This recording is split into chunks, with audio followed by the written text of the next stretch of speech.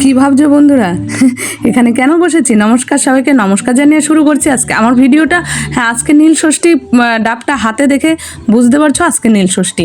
আরে ডাবের কথা আর কি বলবো, এখনও স্নান হয়েছে, সাজুগুজু করা হয়নি।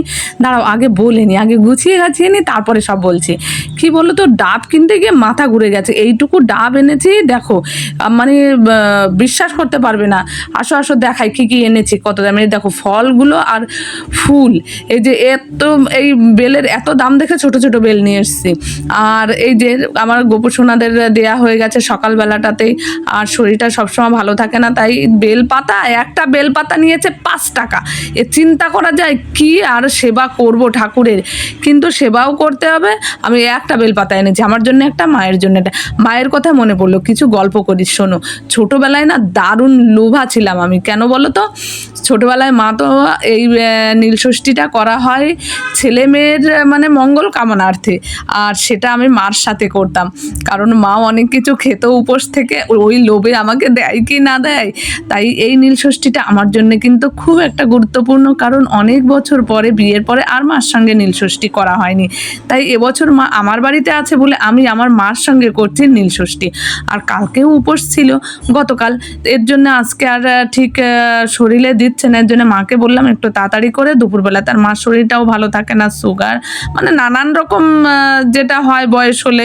আমি তো বড় হয়েছি, আমি মানে বয়স হয়নি, আমি বড় হয়েছি। চলো তাহলে চলে যাই এবার মাকে নিয়ে জল ঢালতে।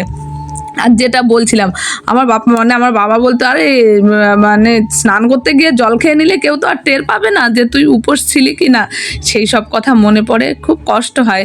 তাই আজকে যখন যে সুযোগটুকু পাবো সেটুকু না হারানোই।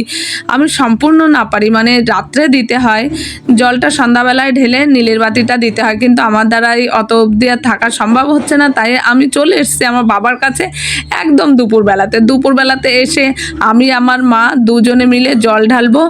আর মানে ছেলে মেয়েদের শুভকামনা করা, এটা তো সকল মায়েরই কামনা বাসনা।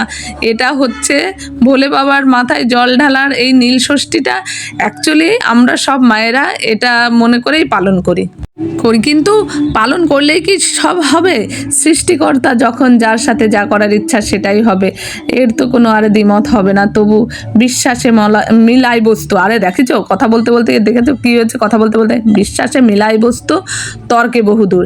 তাই বিশ্বাস যেখানে আছে নিশ্চয়ই সেখানে তোমার মানে মনস্কামনা পূর্ণ হবে। তা সকলের উদ্দেশ্যে আমার একই মনস্কামনা। আমরা নারী, আমরা হয়েছি মা কাকি জেঠি, আমরা নারী, আমরা হয়েছি মা। হে ভগবান, পূর্ণ করো সকল মায়ের প্রার্থনা, সুন্দর সুস্থ থাকে যেন সকল মায়ের সন্তানেরা।